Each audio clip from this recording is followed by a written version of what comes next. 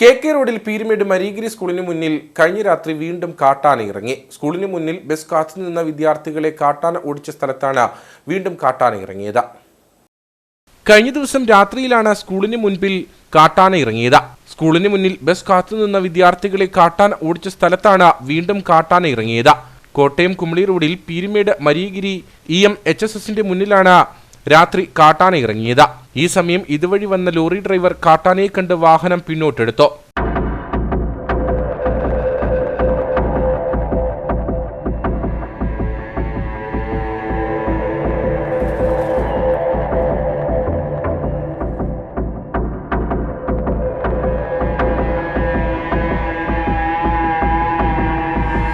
Road മുറിച്ചു കടന്ന ആന തട്ടാത്തിക്കാലത്തെ ജനവാസ കേന്ദ്രത്തിലേക്ക് ഇറങ്ങിയത് ആശങ്ക പരത്തിയിട്ടുണ്ട്.